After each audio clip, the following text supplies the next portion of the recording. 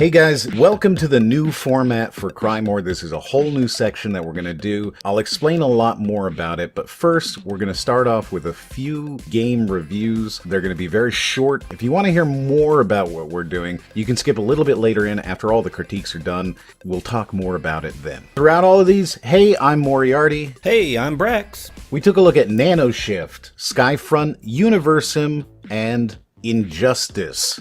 And later on this week, on Wednesday, you'll be able to see a review of the new Wolfenstein 2 game. And then on Friday, we'll be taking a look at a VR title called Gunheart. I cannot wait. The excitement is just building within me, and I just can't wait to get started looking at these games. And I'm so excited for the new format. Well, then let's get started right now. Universim is a god game in the same kind of vein as like Populous or Black and White or any of those types of Peter Molyneux Lion's Head style of games where you are a god, you control the world, you have to influence your people into doing various things for you. How do you influence them to do stuff? You have various god powers, so you can literally spend god power and pick them up, or you can heal them, or you can kind of smack them around if you really wanted to.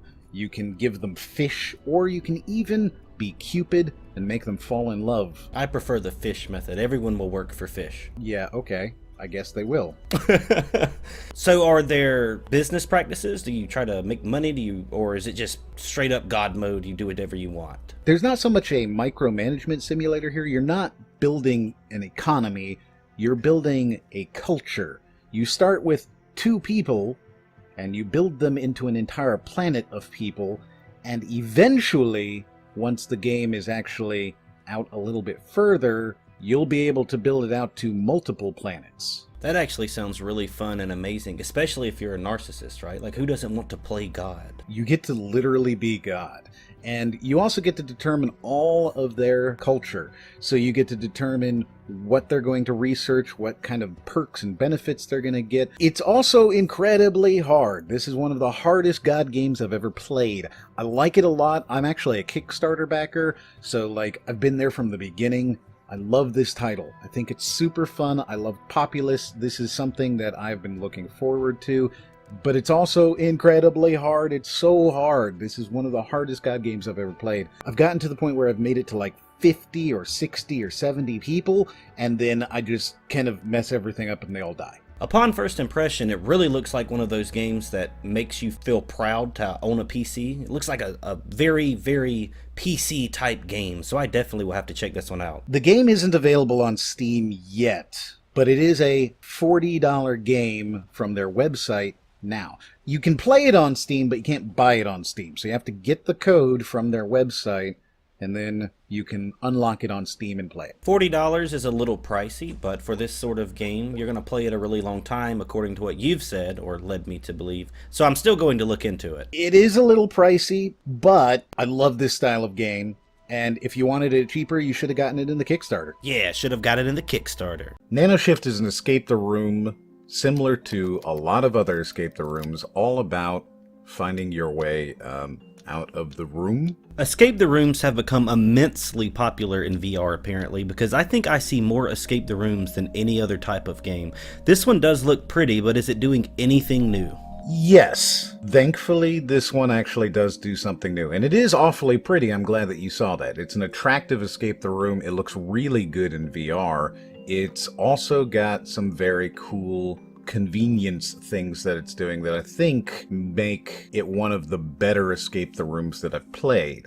It has a backpack that you wear that you can pull off at any time and stick anything you want into it, which makes it really, really easy to kind of carry multiple items around. This, I think, solves the problem that we've seen in other games where all of the puzzles are really simple because it has to be something where you can pick up something and combine it or push it into something, right? With this, you can carry 30 items in your backpack and you may have something you pick up that you don't get to use for several rooms. That's innovative. I think that does give something new to the gameplay that I haven't seen yet. So I was a little disappointed at first to think, oh, another Escape the Room VR game. But now that you say that, maybe this is going to bring something new to the table that VR players haven't experienced in one of these types of games. So that sounds good. They also have two other things that I thought were really neat. They're the type of convenience items in VR that you never really realize you need until you see someone else do it. One of those is the fact that all of the text is really, really big. And yeah, we all know that text needs to be big and all of that, but I have found that in this, by having this really big, beautiful text on all of the stuff, I was able to read everything really easily. Reading is definitely important, especially in a type of game that requires you to be able to read stuff, right? Absolutely. The other thing that came up that I thought was super neat, and they don't draw any attention to it whatsoever, but it was so incredibly neat. And I was like, wow, this is cool. I really like this thing. And that is the fact that there is a trash can in every room that you go to, and the stuff that you throw around will end up in the trash can. So every time you walk into a room, the floor and stuff is always clean, so all the stuff that you throw around in VR that you're like, oh, screw this stupid piece of paper, it all goes into the trash can, which means that you can go through stuff and like find it again. You can do all the puzzles and things and not lose stuff. I think it's really, really neat. It's one of those kind of things that, again, you just never think about, but as soon as I say it, I'm sure you're going, yeah, no, that would be pretty cool to have in an escape the room. That makes a lot of sense, actually. You need to try to stay organized, and this prevents all of that clutter. Because I have seen you play so many games where you just throw stuff everywhere. You're just chunking stuff left and right. So this prevents you from getting confused and all the melee of garbage flying around. That's awesome. Exactly. So I really, really like that they did that. I think it's a super neat little thing because it makes it so that you go, oh, yeah, no, it's all in the trash can. Of course it is. That makes sense. And I liked it a lot. One of the other things they did that is an absolute essential is this game is designed for a 3x3 meter play area, but they included teleportation. So similar to other really big play space escape the room style games, most notably recently the Belko game, this also has a lot of space, but you can move around within the space. So it's designed for a big room scale, but they made the right kind of decisions to allow you to play it without that. Now the game is $15, which is right in line with where I would expect it to be. I think that on sale you can pick it up somewhere around $12, which this is a wonderful game at that price. I think it's a really well done game. I think it's a lot of fun if you like this kind of stuff. There are a lot of different rooms in this. This is not a one room game. You're going to be in a lot of different places. You're going to be all over the place. It's got all sorts of different chapters and things like that. And they're releasing more chapters in the future, so it's like constantly updating. Well worth a pickup. I absolutely recommend it. Reasonably priced, gives you a backpack with 30 items, put stuff in a trash can for you, has lots of room. Looks like there's going to be new chapters in the future. I can't see a reason why not to pick it up, so I'm impressed with this Escape the Room game, and I'm glad that it might change my mind about seeing so many of them lately. Skyfront VR is a VR deathmatch game. You fly around and you have complete motion control. You can go up, down, left, right, anything you want to do. 360 control. Well, actually 360. You know what I mean. You have full sphere control. You have a couple of different guns, and you're all in an arena killing each other. Awesome. It looks like Destiny VR, sort of. If I were to come up in my mind what it would look like, it might actually resemble this. It's a neat game. Unfortunately, I didn't get a chance to try it out with a whole lot of real players, and I only was able to capture a recording with their deathmatch bots. The game wasn't even available in early access yet, so I haven't been able to get anything really substantive, but it's still fun. The game feels good. It's got motion control similar to Cyber Threat's jetpack control, which was my most fun. I said it made me feel like I was flying in a helicopter. So it's got all the right stuff there to be a lot of fun. But as with a lot of these multiplayer titles, you need to have the players there in order to actually get the game, you know what I mean? Yeah, absolutely. That's something I've encountered a couple of times lately, is I see a game and I like what it offers in terms of gameplay, and then I have to play bots, or there's just no one there and the servers are completely empty, and that always makes me really sad to see a game that has promise but doesn't have a player base. You keep bringing up Lawbreakers, and it looks like this is suffering that same fate once again. I sure hope not. It just went into early access the other day, so hopefully enough people pick this up that it's worth it because really it comes down to if there's not enough people playing it, that's going to be what kills this game. Totally. So hope for the best. Now the game is $20, which I believe is overpriced, but if enough people do pick it up, that's where it's going to be. I really hope that they are active about giving communities access to this game, whether it be free copies or whatever, because if you get enough people playing this, more people are going to come in, and that's where you're going to have the most fun. But if you don't, if there's not enough people playing it, this is going to follow the exact same thing that Lawbreakers does. So for now, I recommend the gameplay, but I have to say I recommend that you don't pick it up until you see those current players on Steam charts climbing enough that it's worth picking up. And I know that seems kind of counterintuitive to say don't buy it until other people play it, because if you all follow that, nobody's ever going to play it. I really believe you have to do it that way. If you're watching this channel, it's a fun game. If you played Cyber Threat, it's a fun game, but just make sure there's enough people there or you're going to end up refunding the game. Makes sense to me. Injustice 2 is the newest installment into the DC Universe fighting games, and it is a sequel. It came out already on PS4 and Xbox, but it's slated for a launch next month, which is in December for the PC. I wouldn't call it a sequel, though, because it's not like these really have a storyline. I know they can have a storyline, but not really a storyline. Instead, I would call it the next iteration. Well, they do have a story. Maybe it's not a great story, and the story certainly is not the crux of the game. People like it for the online multiplayer. But, okay, we'll go with yours. Iteration, fine. This is one of the only fighting games I've ever really super enjoyed.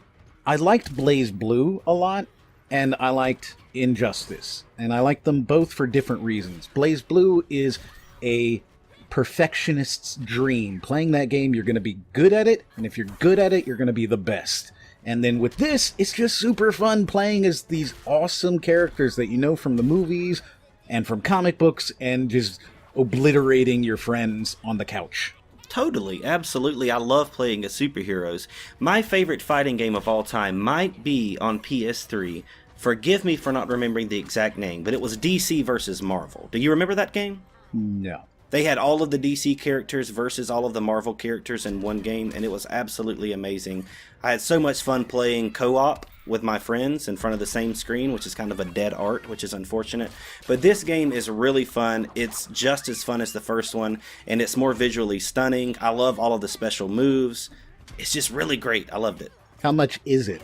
Depending on what console, or if you get it on PC, whichever platform you choose, it can be anywhere between $49 and $59, so it definitely has that AAA price tag on it.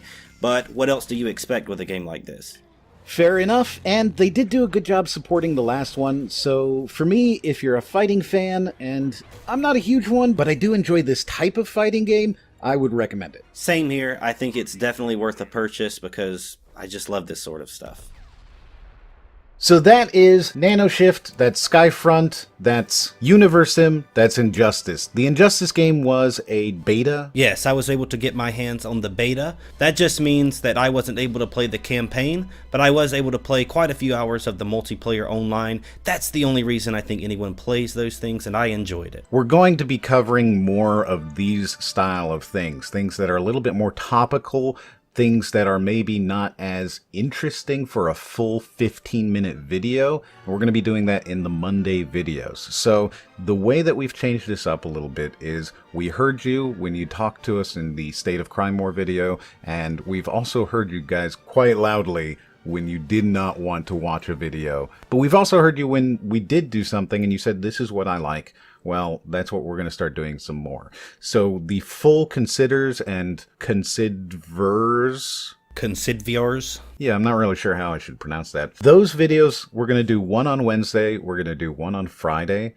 and it's just going to be games that we think are actually interesting to you. So we're going to try and have one VR video every week on a Friday, and we're going to have at least one non-VR video every week on a Wednesday. But quite frankly, if all we get is a bunch of tech demos for VR, then we just won't do a VR video. And I understand that that might be a little bit not what you come here for, because a lot of people do say that they come and watch the VR videos. I don't want to waste your time showing you a bad game. Brax, how many times have we looked at a bad VR game? The overwhelming majority. I don't want to be that rude about it. We look at a lot of bad VR games. I think I'll just leave it at that.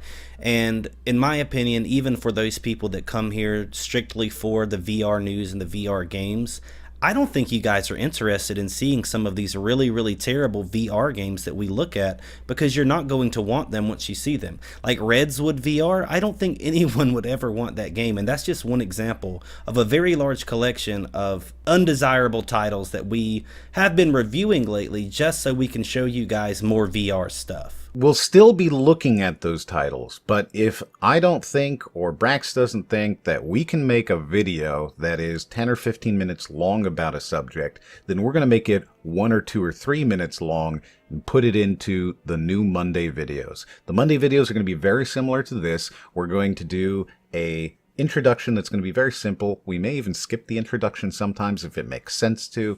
And we're going to go into doing some short form, here's what we think about this title, and move on. We're going to do a bunch of them all at once. And then at the end of it, we're going to talk about whatever we need to talk about for that week, whether it be about explaining that, yes, the Injustice game, that was absolutely a beta, and so it could change, or a clarification, or a contest like we're about to do right now. So Brax, would you like to win a free game? I love winning free games. Tell me more. I also love getting free games. In fact, I love free games so much that I want to spread that to everyone. So what we're going to do is, this, as you may have seen, is called Name Pending. And that's because I'm not sure what we should call these Monday videos. If you can come up with a name, put it down in the comments below, and I will buy you any game you want. I think that's more than fair. You're giving me some names, and I'm giving you a free game. Names for games. What a great trade. Names for games. See, you're already better at this than I am. I couldn't come up with a single name, and yet here we go, having names for games. So I like it. If you make a name, put it down in the comments below. We're going to look at it. If you see a name down there that you like a lot, upvote it. I'm not going to choose necessarily the most upvoted, but I can tell you what, if it is the most upvoted, that's gonna play at least a part. Yeah, for sure. If we see one that seems to be getting a lot of positive response, that's a great indication that that might be a good name for us to consider. I think that makes sense. So that's the first contest that we're going to do in the new format. And really the concept is to stop overloading people with bad games. I spoke to one of our viewers who said, look, I can tell immediately in the first minute that this is a bad game. And then I'm not interested in the game anymore, and you guys are just kind of talking about different stuff. And I watch to hear you talk about that stuff, but, you know, you don't really talk about stuff that is about the game anymore, and it feels unnecessary. And I agree. So we're also going to be starting up a podcast where we will talk about all of that kind of random stuff. Brax is going to show up occasionally. We'll have other people show up occasionally. And there's going to be a whole bunch of different guests, and we'll be posting that information once it's actually live. It'll be on iTunes and all of that kind of stuff. So we're going to do all of that in a podcast, and we'll talk about that in a Monday video. So for those of you guys that are concerned about not hearing those weird conversations that we have, don't worry. You have the podcast for that, and there will be lots and lots of Moriarty to go around, and some Brax to go around every once in a while as well. Plus, the Wednesday and Friday videos, the Considers and the Considvers, will still be the same sort of thing. So we'll still have those kind of offbeat little conversations about elevators and whatever, but they're going to be a little bit rarer. We're definitely going to be focusing on games that we like a lot more, which hopefully means that we don't have to go off script and talk about elevators. Right? You know, I mean, like, here's the thing. I feel like when I'm watching one of our videos and we get to that point, it's like, this is a fun conversation and it's funny and I like it and it's a conversation that I want to have, but it's only happening because the game is boring. Yeah, I can totally understand that. And that's why I'm excited about the Wednesday and Friday being only those 2 videos a week, because it leaves so much more room for us to show off some really awesome games. And still, even if we get off track, that's okay too, but I'm going to be more excited to talk about cool games than I would be about a game that just really isn't all that fun to talk about. And like you said, that's going to prevent talking about elevators or whatever else nonsense that we get off on. So that's why we're opening up with Wolfenstein. I loved it. We're going to talk about it. We're going to have a lot of fun talking about it. I'm going to show you some cool stuff. And with our Friday video, it's a really cool game. So we're going to talk about it because it's cool. But if it's not cool, it's going to end up in Monday. But that means you still get to see a lot of different stuff. So I think it's a cool idea. Let me know what you think. Be sure to let us know what name you want down below so that you can win a free game, and I'll buy you a game. I think that all of this is really, really great, and it's going to help us have a lot of fun and a lot more excitement coming to this, and I hope that that rubs off on the viewers as well. So for all of you guys out there that did respond to the State of Crymore video, I want to say personally thank you very much. It helped us re-envision what we're doing here, and I think that you guys are going to really enjoy all of the new plans and the things that we have going on. We're also going to be taking this week off of streaming while we figure out the new schedule, but we will talk about that next week on Monday. So if you didn't even know, we stream multiple times a week on Twitch, and we'll talk about that next week. I don't want this to get too long, so we're going to go ahead and say, hey, if you like it, like it. If you don't like it, don't like it. But if you did like it, why don't you watch another video up there in the corner? And as always, we'll see you guys on the next one.